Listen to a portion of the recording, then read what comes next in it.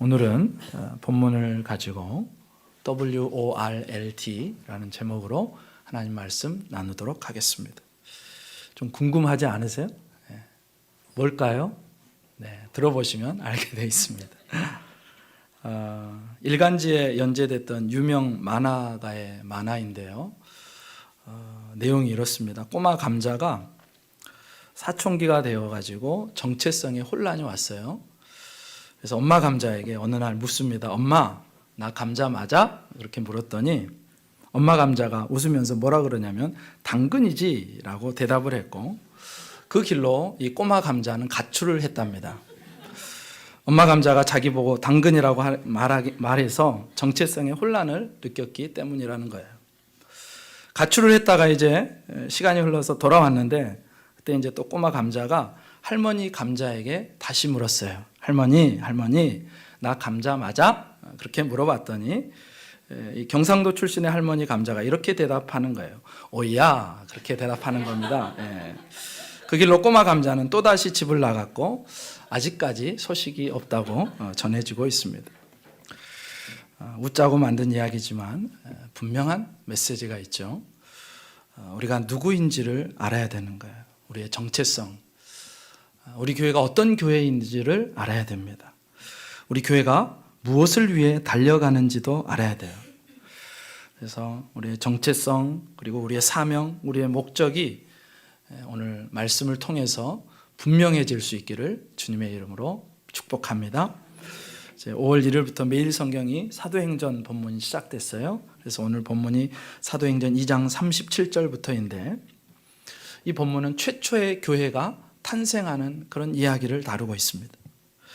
예루살렘 초대교회, 최초의 교회인데 그 모습 속에서 우리 교회가 어떤 정체성을 가지고 살아야 되고, 우리 교회가 어떤 모습으로 또 무엇을 향해서 달려가야 되는지를 이 교회의 모습을 보면서 우리가 분명히 알 수 있게 됩니다. 먼저 우리 37절 말씀 함께 읽어보겠습니다. 37절입니다. 시작. 그들이 이 말을 듣고 마음에 찔려 베드로와 다른 사도들에게 물어 이르되 형제들아, 우리가 어찌할꼬 하거늘. 아멘. 그 사람들이 누구냐 하면 지금 베드로의 설교를 듣고 있는 유대인들을 가리킵니다. 그들이 이 말을 들었다고 나와요. 근데 이 말이 뭐냐? 바로 이제 전 본문, 오늘 본문 이전에 바로 전 본문 사도행전 2장 14절에서 36절까지 베드로가 오순절에 성령의 충만함을 받고 오순절에 첫 번째 유대인들에게 설교하는 그 설교를 들었다는 얘기예요. 그리고 마음에 찔렸다, 그런 얘기가 나옵니다. 이 설교의 핵심이 본문 바로 전 구절인 36절에 이렇게 나옵니다. 그런즉 이스라엘 온 집은 확실히 알지니 너희가 십자가에 못 박은 이 예수를 하나님이 주와 그리스도가 되게 하셨느니라 하니라. 베드로가요, 복음을 선포했어요. 예수님의 십자가의 죽으심과 부활을 선포했습니다. 그리고 베드로의 설교를 듣고 있는 모든 유대인들이 예수님을 십자가에 못 박은 장본인이라고 고발했어요. 복음은요, 설명 이전에 선포하는 것입니다. 왜냐하면 진실이기 때문에 그래요. 분명한 일이 일어난 일이기 때문에 우리가 선포할 수 있는 이유, 거기에 목숨을 걸 수 있는 이유가 뭐냐? 그 복음이 온 인류를 구원할 유일한 복된 소식이기 때문에 그렇습니다. 그래서 우리는요, 이 복음에 확신이 있어야 돼요. 근데 이 지점에서 우리가 유심히 살펴볼 대목이 있습니다. 사실 예수님을 십자가에 못 박은 것은 누구였을까요? 당시 총독 본디오 빌라도의 명령에 따라서 로마 군병들이 예수님을 십자가에 못 박았습니다. 베드로의 설교를 듣고 있는 유대인들이 예수님을 채찍질을 했다든지, 아니면 예수님께 가시관을 씌웠다든지, 아니면 예수님을 십자가에 못 박았다든지, 아니면 예수님의 옆구리를 창으로 찔렀다든지 하는 행동은요, 전혀 하지 않았어요. 그럼에도 불구하고 베드로의 설교를 들은, 당신들이 바로 예수를 십자가에 못 박았다라는 그 설교를 들은 유대인들이요, 충격을 받습니다. 마음에 찔려라는 그 말이요, 얼마나 큰 충격을 받았는지를 보여줘요. 여기서 찔리다라고 번역된 헬라 말은요, 어떤 의미였냐면 말 발굽에 움푹 파인 상태, 그러니까 땅이요, 말발굽에 움푹 패인 상태를 가리킵니다. 그러니까 마른 땅을 한번 생각해 보세요. 그 마른 땅을 말이 달리는데 얼마나 세게 말이 힘을 주어서 달리는지 그 흙이, 마른 땅이 움푹 파졌다는 거예요. 베드로가 전한 하나님의 말씀을 들을 때 저들의 심령이요, 그렇게 엄청난 타격을 받았다는 거예요. 충격을 받았다는 거예요. 사실 그들 가운데 제자들을 조롱하는 자들도 있었고요, 예수님을 십자가에 못 박아 죽이는데 감정적으로 전혀 영향을 미치지 않는, 전혀 동조하지 않는 사람들도 있었을 거예요. 그런데 그들은요, 하나같이 베드로의 선포에 대해서 나는 아니다라고 화를 내거나 아니면 빌라도 총독과 로마 군인과 대제사장들의 지시였다라고 변명 한마디도 하지 않았습니다. 도리어 크나큰 찔림을 받았다, 그렇게 얘기해요. 왜 그랬을까? 이유는 하나입니다. 성령께서 그 복음의 메시지 가운데 역사하셨기 때문입니다. 성령 하나님께서 그들이 선포된 진리의 복음을 깨닫게 하셨기 때문에 그런 거예요. 베드로 설교의 핵심은요, 그 설교를 듣고 있는 그 사람들이, 지금 유대인들이 예수님을 십자가에 못 박았다라는 게 핵심이에요. 우리에게도 똑같습니다. 지금 그때로부터 2000년이 지났어요. 근데 베드로 사도가 오늘 또 우리를 향해서 외치는 거예요. 서울 연남동의 일심교회에서 설교를 듣고 있는 여러분이 예수님을 십자가에 못 박은 바로 그 장본인이라고 말씀하는 것입니다. 세상의 눈으로 보면요, 전혀 말이 안 되는 얘기예요. 우리는 예수님이 태어나셨을 그 2000여 년 전에 우리는 아예 이 땅에 존재하지도 않았습니다. 그 자리에 없었어요. 실물로 예수님을 본 사람 단 한 명도 없습니다. 우리 중 어느 누구도 예수님의 손과 발에 못을 박은 사람이 없어요. 우리보다 2000년 전에 태어나셨죠. 그리고 2000년 전에 우리 이 나라와는 전혀 다른, 지구 반대편에 저기 어디 그 중동의 팔레스타인 지역에 그곳에 살았던 주님하고 우리와 무슨 상관입니까? 그런데 성령께서 역사하시면 어떤 일이 일어나느냐? 나와 전혀 상관없는 2000년 전에 예수님의 이야기가 내 이야기가 된다는 거예요. 그 십자가가요, 나와 상관없는 이야기가 아니라 바로 오늘 나를 위해서 그 십자가가 있다는 것이 믿어지게 되더라는 것입니다. 여러분, 성령께서 역사하실 때 내가 예수님의 머리에 그 가시관을 씌우는 것이 바로 나라는 사실이 깨달아지는 거예요. 내가 예수님의 양손에 못을 박았고 예수님의 양발에 못을 박은 죄인이라는 것을 깨닫게 되는 역사가, 성령께서 역사하실 때 그 놀라운 역사가 일어난다는 것입니다. 여러분, 우리는요, 다 지금 그럴듯한 모습으로 내 속마음은 다 감추고 이 자리에 앉아 있어요. 특별히 마음을 꿰뚫어 보지 않는 이상 우리 마음속을 어느 누구도 모를 거예요. 속이고 앉아 있을 수 있어요. 우리 마음의 시커먼 속을 들키면 우리 중 어느 누구도 다른 사람에게 얼굴을 들 수 없을 정도의 그런 모습일 거예요. 얼마나 내 안에 시기심이 많고, 얼마나 내 안에 질투가 많고, 얼마나 내 안에 미움이 많은 것을 우리는 조금만 바라봐도, 나를 조금만 봐도 알게 되어 있습니다. 그리고 성령이 역사하시면요, 내 가장 깊은 곳까지 내가 얼마나 큰 죄인인지가 깨달아지는 거예요. 내 마음의 어둠 속에 감춰져 있던 그 적나라한 모습들이요, 성령의 빛 아래서, 말씀의 빛 아래서 드러나면요, 우리는 어찌할 바를 모르게 되어 있습니다. 쥐구멍에라도 숨고 싶은 거예요. 그게 죄인의 모습입니다. 근데 그런 비참하고 처참한 실상을 성령께서 깨닫게 하시는 겁니다. 얼마나 내 머리로 죄를 지었는지, 얼마나 내 손과 발로 죄의 종로로 텄는지, 얼마나 내 몸으로 죄에 굴복시켰는지 다른 사람은 몰라도요, 하나님이 깨닫게 하시면, 성령이 역사하시면 나는 그 앞에서 떨 수밖에 없는 거예요. 그래서 본디오 빌라도도 아니고 대제사장들도 아니고 로마의 군병들도 아니고 바로 내가 예수님을 십자가에 못 박은 장본인입니다. 그렇게 고백할 수밖에 없다라는 것입니다. 아, 내가 예수님을 십자가에 못 박았구나. 그럼 성령 하나님께서 강권적으로 역사하셨기 때문에 일어난 일들입니다. 여러분, 오늘도 성령께서 그렇게 역사하십니다. 성령께서 강권적으로 역사하셔서 나의 죄인됨이 깨달아지고, 내가 그 예수님을 십자가에 못 박은 장본인이라는 것이 깨달아지고, 그래서 주님의 십자가를 더 튼튼히 부여잡을 수 있는 저와 여러분 되시기를 주님의 이름으로 축복합니다. 네. 그래서 십자가 앞에 설 때마다요, 내가 어찌할꼬라는 탄식이 흘러나와야 돼요. 그들이 그랬던 것처럼 내가 어찌할꼬. 여러분, 내 죄가 깨달아지지 않는데 구원의 필요성이 느껴지겠어요? 나는 잘 살고 있다고 생각하는데. 내가 죽을 수밖에 없는 죄인 중에 괴수라는 사실이 깨달아지지 않으니까 예수님의 십자가가 전혀 놀랍지 않은 겁니다. 깨달아지지 않으니까 예수님의 십자가를 봐도 아무런 감격이 없는 거예요. 아무런 기쁨이 없는 거예요.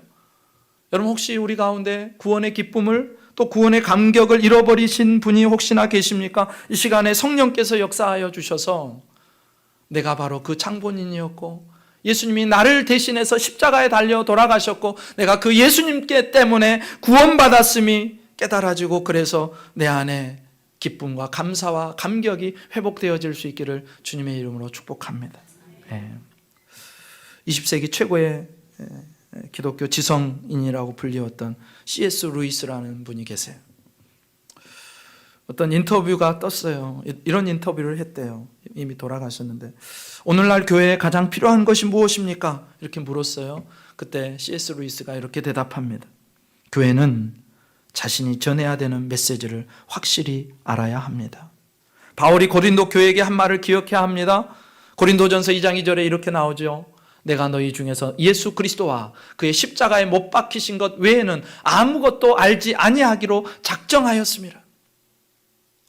여러분, 이 강단에서는요, 철학이나 정치 같은 거를 설교하는 게 아니에요. 우리는 바로 이 메시지, 복음의 원초적인 메시지를 설교하는 것입니다. 그리고 이렇게 대답합니다. 또 알아야 할 것은 성령의 능력과 함께 하심이 없다면 그 메시지를 설교하더라도 열매가 없을 것입니다. 오늘날 절실히 필요한 것은 바로 이것입니다. 바울이 데살로니가 성도들에게 말했죠. 데살로니가 전서 1장 5절에 이렇게 나와요. 이는 우리 복음이 너희에게 말로만 이른 것이 아니라 또한 능력과 성령과 큰 확신으로 된 것임이라. 우리가 너희 가운데서 너희를 위하여 어떤 사람이 된 것은 너희가 아는 바와 같으니라. 아멘. 이게 핵심이에요. 성령의 능력과 함께 하심이 없다면 아무리 복음을 설교하더라도 열매가 없을 것이라고 이야기합니다. 참으로 설교자를 각성하게 하고 회개하게 하는 그런 메시지. 여러분, 베드로가 설교했을 때요, 그 메시지를 듣고요, 그렇게 이성적이고 그렇게 합리적이고 그런 유대인들이 들었을 때 말도 안 되는 예수님의 부활, 그게 어떻게 믿어지겠습니까? 그런데 그들이요, 그것을 듣고 믿고 회개하게 되었다는 거예요.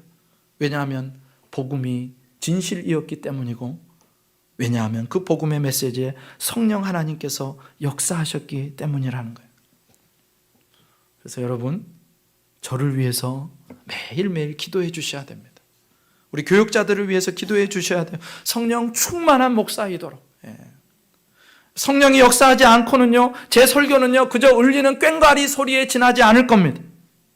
그저 사람들의 고막을 잠깐 때렸다가 곧 사라져버리는 소음일 수밖에 없어요. 사람들 잠깐 위로했다가 말아버리는 그런 소음일 수밖에 없어요. 복음을 전하고 복음으로 성도들을 변화시키라고 저를 세우셨는데, 제가 성령 충만하지 못하면, 성령께서 이 자리에서 역사하시지 않으면 저는 부흥을 가로막는 걸림돌이 될 수밖에 없는 거예요. 그저 밥만 축내는 그런 먹사일 수도 있다는 것입니다. 그래서 저를 위해서 기도해 주셔야 됩니다. 여러분, 당시 베드로는요, 성령이 충만했어요. 성령에 완전히 붙들려 있었습니다. 그렇게 베드로의 설교에 성령 하나님이 역사하시니까요, 청중들이 뭐라고 해요?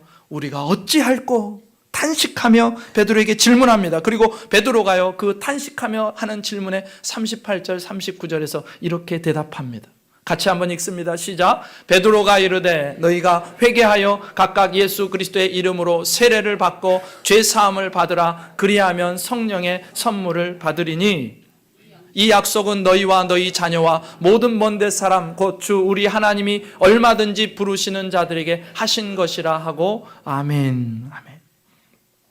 베드로가요, 마음의 찔림을 받고 어찌할 거라고 통탄하는 사람들에게 두 가지 방안을 제시합니다. 첫 번째가 뭐냐? 회개하라였어요. 회개하라. 여러분, 죄를 해결할 수 있는 유일한 길은 회개하는 것입니다. 여러분, 사람들이 회개하지 않는 이유가 무엇일까요? 죄를 죄로 깨닫지 못하기 때문이에요. 그러면 이렇게 중요한 회개는 무엇인가? 헬라 말로는요, 메타노에오라는 말이에요. 생각의 전환, 방향의 전환을 가리킵니다. 그럼 뭘 전환한다는 얘기냐? 내 안에 있는 비진리를 거부하고 내 안에 있는 비진리를 버리고 진리를 대신해서 받아들이는 것, 이게 회개라는 거예요.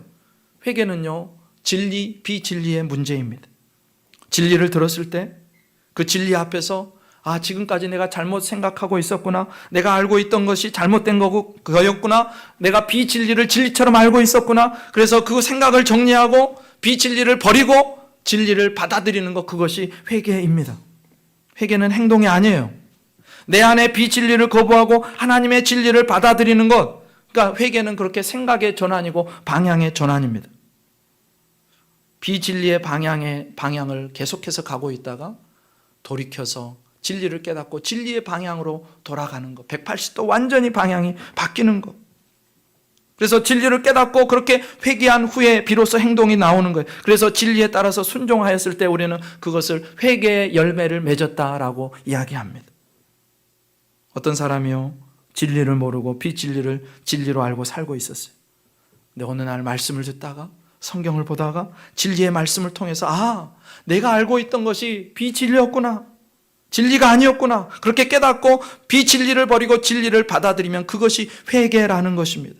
예를 한번 들어드릴게요. 바울이요, 예수님을 어떤 식으로 생각했는지 아세요? 바울이요, 예수님을 어떻게 생각했느냐? 메시아를 사칭하다가 하나님께 저주를 받아 죽은 사람, 나사렛 이단의 괴수로 생각했어요. 그도 그럴 것이 신명기 말씀에 보면 나무에 달린 자마다 하나님께 저주받은 자라고 분명히 말씀하거든요. 바울의 눈으로 볼 때는요, 예수는 하나님의 아들을 사칭하다가 저주받아 나무에 달려 죽은 사람이에요. 비진리예요, 비진리. 그런데 그런 그가 예수님을 만납니다. 다메섹으로 가는 도상에서 예수님께서 바울에게 나타나셔 그렇게 말씀하세요. 나는 네가 핍박하는 예수라. 여러분, 바울이요, 그 말 한마디에 고꾸라집니다. 바울의 생각에는요, 예수는 저주받아 죽은 사람이었는데, 절대 그러면 그 저주받아 죽은 사람은 어떻게 살아납니까? 절대 살아나면 안 되는 사람인데, 자기 생각에는. 그런데 자기 앞에 시퍼렇게 살아서 자기에게 말을 걸고 있는 거예요. 부활한 주님을 만난 거예요. 나는 네가 핍박하는 예수라. 이 말이 무슨 말인지 아세요? 예수님께서요, 바울을 향해서 나 부활했다라고 말씀하시고 선언하시는 장면입니다. 너는 내가 메시아를 사칭하다가 죽은 저주받은 자라고 오해했지만 무슨 말이냐? 나 부활했다. 내가 진짜 메시아다. 나는 부활로 메시아임을 증명했다. 결국 그 말씀 한마디에 바울이 회심합니다. 회개해요. 예수님을 저주받은 자라고 생각했다가 그 비진리를 진리로 바꿨어요. 이분이 진짜 메시아구나. 이분이 진짜 하나님의 아들이시구나. 그래서 그 예수님을 하나님의 아들이시고 메시아시고 나의 구원주이시고 나의 주인이십니다라고 받아들였어요. 그게 회개입니다. 그렇게 바울은요, 비진리를 버리고 진리를 붙들었습니다. 그리고 그의 인생은 그 회개의 열매를 풍성하게 맺는 그런 인생이었다는 거예요.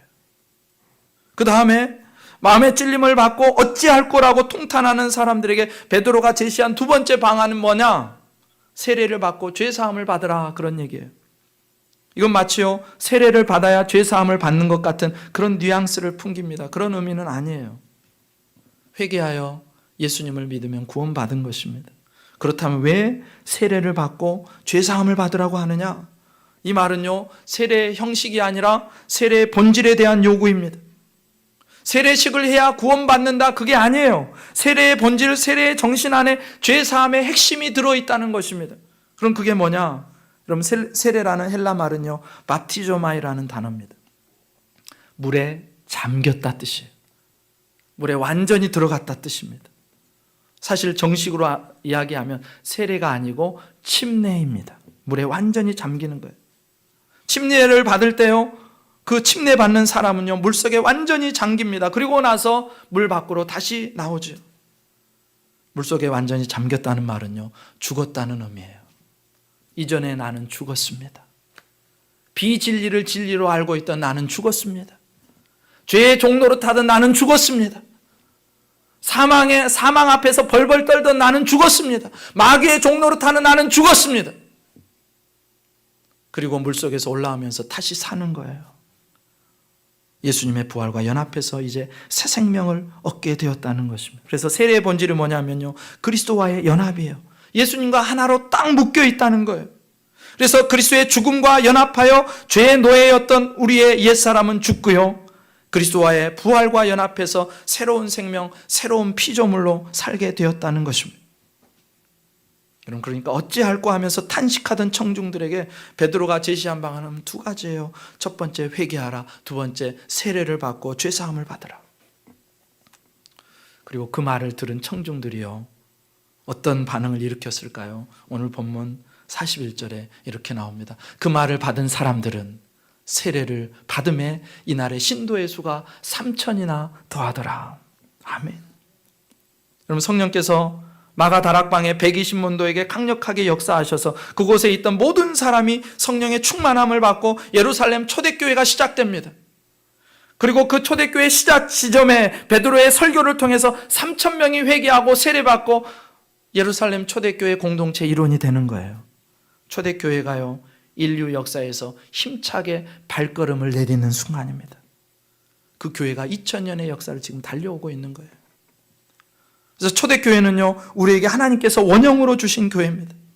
이 예루살렘 교회의 모습을 보면요, 21세기 우리 일심교회가 어떤 방향으로 나가야 되는지, 우리가 어떤 교회여야 하는지, 우리가 어떤 표대를 가지고 어떤 목적을 가지고 나아가야 되는지를 분명하게 보여줍니다. 그렇게 성령 충만하였던 초대교회 공동체가 어떤 모습을 보이느냐, 오늘 WORLD라는 5글자를 통해서 여러분 소개시켜드리고 싶어요. 첫 번째, W는 Worshiping Church입니다. 영어를 써서 죄송한데 이해하기 쉬우라고 하나씩 보여주시면 안 될까요? 아까 처음에 했던 것처럼. W는 Worshiping Church예요. 예배하는 교회, 예배로 부흥하는 교회, 예배로 세상을 살리는 교회. 초대교회는 이런 교회였습니다. 두 번째, O는 이런 겁니다. 오이코스 처치, 소그룹의 교회, 소그룹이 왕성한 교회, 모일 때마다 소그룹으로 모일 때마다 기도하는 교회. 이게 초대교회 예루살렘 교회였어요. 세 번째 뭐냐? R은요, Reaching Out Church예요. Reach Out이라는 말이요, 연락하다, 접촉하다 그런 뜻도 있는데 도움의 손길을 내민다 그런 뜻도 있어요. 그래서 구제하고 돕는 교회예요. 구제하고 봉사로 이웃을 섬기는 교회, Reaching Out Church. 네 번째, L은요, Life Giving Church예요. 생명을 살리는 교회예요. 전도하고 선교해서 사람 영혼을 살리는 교회. 마지막 T는요, Discipling Church예요. 제자 삼는 교회. 이게 초대교회의 핵심 가치입니다. WORLD. 여러분 기억하기 쉬우시죠? 교회는 이거를 향해서 나아가는 겁니다. 오늘 본문에 나오는 예루살렘 교회의 모습 속에 교회의 원형이 있는데 그 원형, 그 DNA가 뭐냐? 이 5가지로 표현할 수 있는 거예요. WORLD. 영어로는 월드인데 이 안에 이 5가지 의미가 들어있습니다. 근데 이것이요, 새로운 게 아니에요. 다 지금까지 우리가 매년 해왔던 겁니다. 근데 왜 이것을 또 이야기하느냐? 다시 한번 정리하는 이유는요, 교회가 어떤 정체성을 가져야 되고 어떤 목적을 향해서 달려가야 되는지를 다시 한번 정확히 기억하라고 여러분에게 말씀드리는 거예요. WORLD. 첫 번째, Worshiping Church. 46절, 47절에 이렇게 나옵니다. 같이 읽습니다. 시작. 날마다 마음을 같이하여 성전에 모이기를 힘쓰고 하나님을 찬미하며. 아멘. 예루살렘 교회는요, 예배하는 교회예요. 예루살렘 교회는요, 모이게 힘쓰는 교회예요. 우리 교회가요, 예배로 부흥하는 교회, 더 나아가서 예배로 세상을 움직이는 교회, 그런 일심교회이시기를 주님의 이름으로 축복합니다. 네, 최고의 하나님께 최선의 예배를 드리는 교회. 여러분, 구약의 신약의 예배라는 단어가 몇 가지가 나와요. 첫 번째로 구약 히브리 말로요, 샤하라는 단어가 있는데 이게 무슨 뜻이냐? 엎드리다, 절하다라는 그런 뜻입니다. 존경과 순복의 의미로 납작 엎드리는 행위가 예배예요. 또 예배를 뜻하는 단어가 아바드라는 단어가 있어요. 섬기다, 일하다, 봉사하다 그런 뜻입니다. 노예가 주인을 섬기는 노동을 하는 것을 예배라고 표현했어요. 주인 대신 하나님을 섬기는 행위가 예배라는 거예요. 신약에 오면요, 예배라고 번역된 프로스퀘네오라는 단어가 있습니다. 이 말이 무슨 말이냐면 우리 이마를 땅바닥에 아예 붙여가지고 납작 엎드려가지고 하나님 앞에 존경을 표현하는 거. 이런 모습이 예배자의 모습이에요.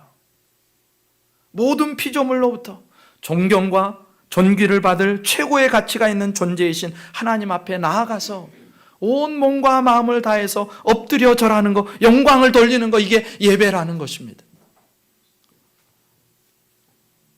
저는 할 수만 있으면 그 예배자들을 이 앞쪽에 완전히 엎드려서 예배하는 모습으로 저 예배하고 싶어요.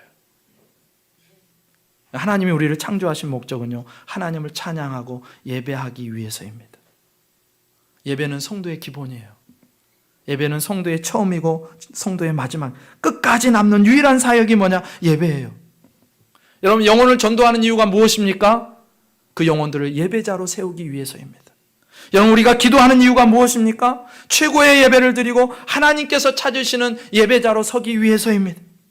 우리가 사람을 돕고 섬기고 제자 훈련을 하는 이유가 무엇입니까? 영혼들을 하나님이 찾으시는 예배자로 세우기 위해서예요. 예배는요, 성도의 시작이고 마침입니다. 우리 일심교회의 시작이고 마침이에요. 여러분, 성경에서요, 하나님이 찾으신다라는 사람이 있어요. 딱 한 사람이 있어요. 누구냐? 하나님이 영과 진리로 예배하는 자를 찾으신대요. 여러분, 초대교회 성도들이요, 그 예루살렘 성도들이요, 하나님의 이름을 높이고 그 이름을 찬양하고 그 거룩하신 보좌 앞에 엎드려 경배하고 싶은 마음이 순간순간 막 마음속에서부터 불일 듯 일어나는 거예요. 매일매일 교회로 모입니다. 모여서 예배하고 찬양하고 하나님을 기쁘시게 하는 거예요. 여러분, 우리 교회가 그렇게 하나님을 기쁘시게 하고 하나님이 찾으시는 예배자로 꽉 찬 교회, 그래서 예배로 부흥을 경험하고 예배로 세상을 살리는 교회가 되기를 주님의 이름으로 축복합니다. 그런 교회가 되어야 돼요. 두 번째, 우리는 어떤 교회가 되어야 하느냐? 오이코스 처치예요. 소그룹이 강력한 교회, 모일 때마다 기도하는 소그룹이 있는 교회. 46절에 이렇게 나오잖아요. 날마다 마음을 같이하여 성전에 모이기를 힘쓰고 집에서 떡을 떼며 기쁨과 순전한 마음으로 음식을 먹고, 이렇게 나옵니다. 여러분, 초대교회 두 번째 모습이요, 소그룹이 왕성한 교회였어요. 교회는요, 대그룹으로 이렇게 모여서 함께 예배하면서 동시에 소그룹이 모여서 함께 가야 건강합니다. 모든 성도들이 함께 모여서 예배를 드립니다. 그런데 거기서 그치지 않고요, 소그룹으로 모여서, 구역으로 모여서, 어떤 것은 목장으로 모여서, 셀로 모여서, 아니면 가정에서 모여서 말씀을 나누고 서로 기도해주고 격려하고 기도하는 작은 그룹들이 많아지는 거예요. 여러분, 성도에게 있어서 교제가 얼마나 중요한지 몰라요. 교회에서요, 신앙으로 교제할 수 있는 장이 바로 소그룹입니다. 우리 구역이에요. 어떤 사람은요, 착각해요. 나 혼자서도 충분히 신앙생활 잘할 수 있어. 근데 그게 마귀의 계략이고 괴계이고 속임수란 거 여러분 아세요? 마귀가요, 성도들을 넘어뜨리는 방법이 뭐냐면 그를 고립시키는 거예요. 교회 공동체 안에, 소그룹 안에 속하지 못하게 하고 홀로 남아가지고 모든 시험을 받게 만드는 거예요. 여러분, 같이 있으면요, 같이 어려울 때 기도도 해주고요, 그러면 안 되지, 함께 가야지 하고 손도 붙잡아주고요, 중보해주고요, 도와주고요, 그렇게 삼겹줄로 묶여서 든든하게 서갈 수 있는데, 혼자 있으면요, 어느 순간 휙 바람이 불면 넘어가는 거예요. 혼자 있으면 안 됩니다. 소그룹을 모였을 때 다른 거 하는 거 아니죠. 오늘 하나님의 말씀을 들었는데 내가 이런 느낌을 받았습니다. 내가 이런 충격을 받았습니다. 내가 모르던 것인데 이렇게 깨달았어요. 사람들과 나누는 것입니다. 여러분, 왜 우리의 삶이 변하지 않는지 아세요? 말씀을 듣고 바로 잊어버리기 때문이에요. 말씀을 듣고 그 말씀의 씨앗을 내 마음에 담고 있지 않기 때문에, 그 말씀을 나누지 않으면, 그리고 그 말씀에 순종하지 않으면 어떻게 되는지 아세요? 마귀가 와서 그 말씀의 씨앗을 채가 버리는 거예요. 가져가 버려요. 10년, 20년, 30년 신앙생활에도 변화가 없는 이유가 뭔지 아세요? 말씀을 중요하게 여기지 않기 때문에, 말씀을 나누지 않았기 때문에, 말씀대로 순종하지 않았기 때문에, 말씀을 붙들고 기도하지 않았기 때문에. 여러분 구역들끼리 모여서 뭐 하세요 지금? 말씀을 나누고 계십니까? 서로 어려움을 나누고 중보하고 계십니까? 우리 구역장님들 그렇게 하고 계십니까? 그거 하라고 구역장님으로 세워드린 거예요. 여러분 선포된 말씀에 관심이 없고요, 그 말씀과 상관없이 살아가면요, 주일 예배 와서 말씀 들을 이유가 없어요. 우리가 소그룹 모임은요, 오늘 내가 충격받은 말씀, 오늘 내가 붙들어야 될 말씀, 내가 일주일을 살면서 이것을 적용해 보며 살아야지, 그 말씀을 내가 붙들겠습니다 하고 함께 기도해 주세요, 함께 중보해 주세요 하고 그렇게 서로를 격려하고 중보하기 위해서 소그룹으로 모이는 것입니다. 서로를 돌아보고 또 어려운 점은 없는지, 돌봐야 될 점은 없는지, 내가 손을 펴서 붙들어야 될 부분은 없는지 그렇게 알고 함께 기도하는 자리, 예루살렘 교회가요 그 소그룹으로 모이기를 힘쓰는 교회였어요. 모일 때마다 기도하는 교회, 대그룹으로 모여서 예배하면서 기도하고요, 구역끼리 모여서요 어디에서든지 기도하는 교회. 저는 우리 교회가요, 우리 성도들이요 어디서든지 구역만 모이면 같이 삶을 나누고 말씀을 나누고 중보하고, 그래서 기도 소리가 끊이지 않는 우리 일심교회 되기를 주님의 이름으로 축복합니다. 네. 세 번째는 뭐냐면 reaching out church. 무슨 말이에요? 서로 돕고 나누고 섬기는 교회, 세상을 섬기는 교회. 44절 45절에 이렇게 나오죠. 함께 읽습니다. 시작. 믿는 사람이 다 함께 있어 모든 물건을 서로 통용하고 또 재산과 소유를 팔아 각 사람의 필요를 따라 나눠주며. 아멘. 사랑하는 성도 여러분, 예루살렘 초대교회의 세 번째 정체성은 구제하며 돕는 교회예요. 당시 그리스도인들이요 자신들이 가진 것을 팔아요 함께 나누었습니다. 그들이 부동산과 동산을 처분해가지고 필요한 사람들에게 나누어 줍니다. 지금 이 순간으로부터 얼마 지나지 않아서 또 5,000명이 회개하는 역사가 일어나는데 그때도 똑같은 일이 일어나요. 있는 사람들이 재산을 내어놓고 없는 사람들의 필요를 채워줘요. 이런 모습을 보면서요 세상 사람들이요 교회를 칭찬하기 시작합니다. 그런데 이런 유무상통의 공동체, 이런 유무상통의 삶은요 예루살렘 초대교회 이후에 세계교회 역사 속에서 사라져버립니다. 그런 일이 일어나질 않아요. 실종돼요. 그럼 어떻게 그 예루살렘 교회 성도들은 가진 자들이 자신의 것을 팔아서 없는 자들의 삶을 책임지고 서로를 위하는 삶을 살 수 있었을까? 학자들이 그런 얘기를 합니다. 그들이 가졌던 종말신앙 때문이래요. 그들은요 임박한 종말을 확신했습니다. 예수님께서 내가 살아있을 때 아마 곧 오실 거야, 예수님이 금방 오실 거야 확신했다는 거예요. 예수님의 재림과 함께 세상에 종말이 올 거고 하나님 나라에 입성하면 세상의 물질 아무것도 필요 없다라는 거예요. 그들에게 물질은요 함께 나누었을 도구였을 뿐 수단과 방법을 가리지 않고 축적해둘 재산이 아니었다는 것입니다. 우리도 마찬가지예요. 우리가 올바른 종말신앙을 가질 때요 물질을 초월한 삶을 살 수 있습니다. 그때 비로소 물질을 나누는 삶을 살 수 있어요. 하나님 앞에 드리는 삶을 살 수 있어요. 초대교인들의 생애 종말이 임할 것을 믿었을 때 자신들의 재물을 하나님 앞에 내어놓고 필요한 사람들에게 나눠주고 또 나의 필요도 채워져요. 마찬가지지요. 주님의 재림과 나 개인의 종말과 우주적인 종말을 믿는 성도라면 물질을 천국에 가져갈 수 없다는 사실을 알고 그 물질을 하나님의 뜻대로 청지기로서 사용하며 사는 것입니다. 교회도 마찬가지예요. 물질을 사용해서 교회 안의 성도들을 돕고 교회 밖의 세상 사람들을 돕고 또 이 땅에 와 있는 외국인들을 돕는 거예요. 그래, reaching out church입니다. 우리 교회가 그런 교회 되시길 축복합니다. 네 번째, 에리모야 라이프 기빙 처치. 생명 살리는 교회예요. 47절 이렇게 나오죠. 하나님을 찬미하며 또 온 백성에게 칭송을 받으니 주께서 구원받는 사람을 날마다 더하게 하시니라. 날마다 더하게 하시니라. 예루살렘 교회의 네 번째 모습은요 영혼을 살리는 교회였어요. 전도하는 교회. 성령의 충만을 받은 베드로와 사도들이요 열심히 복음을 전합니다. 당시 그리스도인들은요 삶을 통해서 그리스도인다운 삶을 통해서 사람들이 주님 앞에 나오게 만들어요. 그들의 착한 일을 통해서 세상의 칭찬을 받았고 결국 더 많은 사람을 하나님의 백성으로 만들어냅니다. 그럼 왜 그렇게 영혼들을 살리나? 왜 이렇게 전도하나? 여러분, 교회가 성장하려고 전도하는 거 아니에요. 잘못된 거예요. 교회 성장은 나중에 오는 거예요. 우리가 전도할 이유가 있다면 그것은 예수님께서 명령하셨기 때문에 거기에 순종함으로 전도하는 거지, 교회 막 키우려고 하는 거 아니에요. 마태복음 28장 19절부터 20절에 이렇게 나와요. 그러므로 너희는 가서 모든 민족을 제자로 삼 아버지와 아들과 성령의 이름으로 세례를 베풀어 내가 너에게 분부한 모든 것을 가르쳐 지키게 하라. 볼지어다 내가 세상 끝날까지 너희와 항상 함께 있으리라 하시니라. 오늘 사도행전 바로 전 본문 1장 8절에도 이렇게 나옵니다. 오직 성령이 너희에게 임하시면 너희가 권능을 받고 예루살렘과 온 유대와 사마리아와 땅끝까지 이르러 내 증인이 되리라 하시니라. 아멘. 교회가 전도하는 까닭이 뭐예요?